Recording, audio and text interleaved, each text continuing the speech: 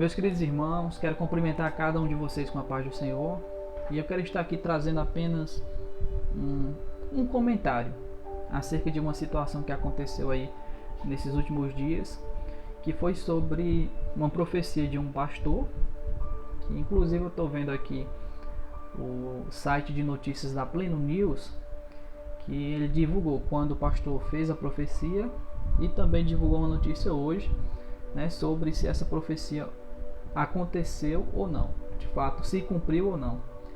E a primeira notícia aqui do site diz o seguinte: pastor Ezequiel Silva, da Igreja Assembleia de Deus de Belém do Pará, na Penha, em São Paulo, disse que teve uma revelação divina.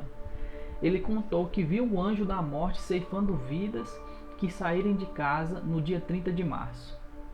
Um vídeo mostra a profecia na qual o religioso recomenda que as pessoas unjam seus lares e façam jejum nos dias 29 e 30 de março. Ele também pede que os ouvintes evitem sair de casa na madrugada, porque muitos vão morrer. Então, qual é o meu comentário que eu quero trazer aqui acerca dessa notícia?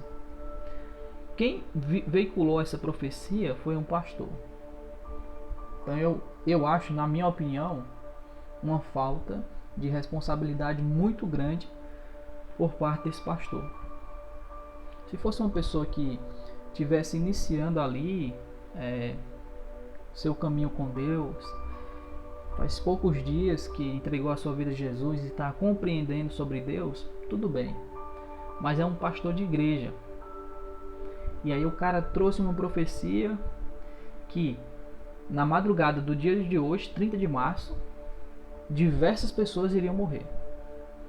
Um cavaleiro da morte ia passar, o cavalo da morte, uma coisa assim, e que muitas pessoas iriam morrer. E a gente está vivendo uma pandemia, que isso é uma situação que para muitas pessoas causa medo, temor.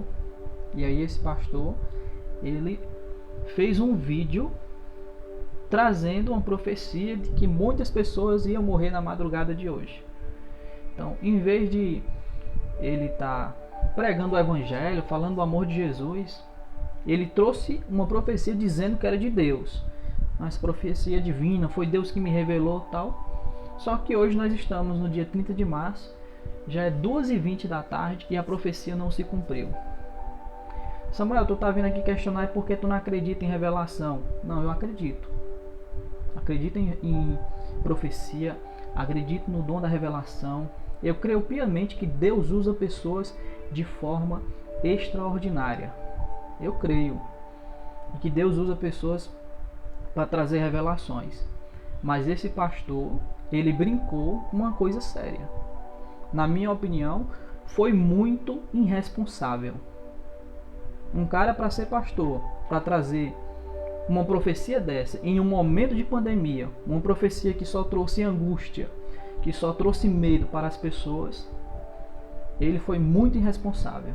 Na minha opinião, o que ele poderia ter feito, se ele acreditava que recebia uma profecia de Deus, orar mais, buscar mais a presença de Deus, até ter de fato a certeza de que aquilo não era da carne dele, mas sim de Deus. E aí sim trazia a profecia. Mas aí ele trouxe a profecia, foi veiculado em diversas redes sociais, amedrontou algumas pessoas, porque de fato algumas pessoas ficam com medo dessas coisas. Quem ama a Deus, quem está com a sua fé firme em Deus, conhece a palavra de Deus, não ficou com medo.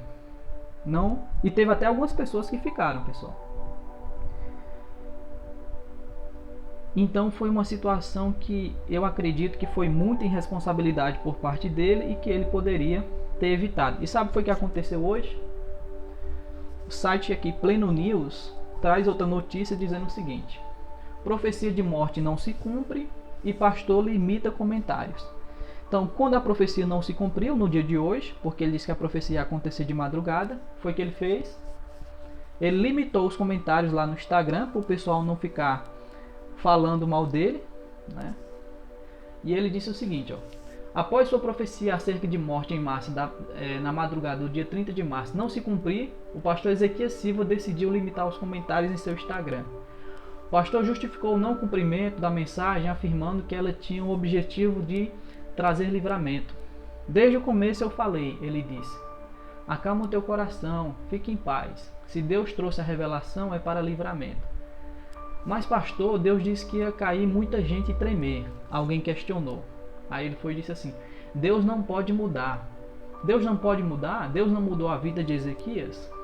Disse em live publicada nas redes sociais, em que os internautas não podem mais interagir.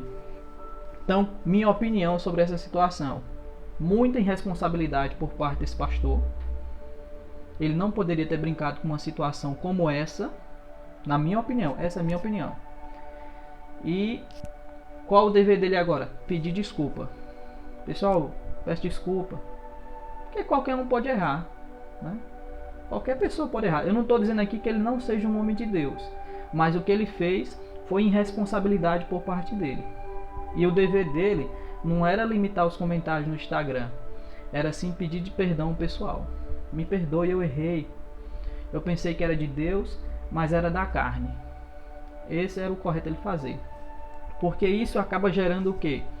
Isso acaba gerando, pessoal, um descrédito nos pastores.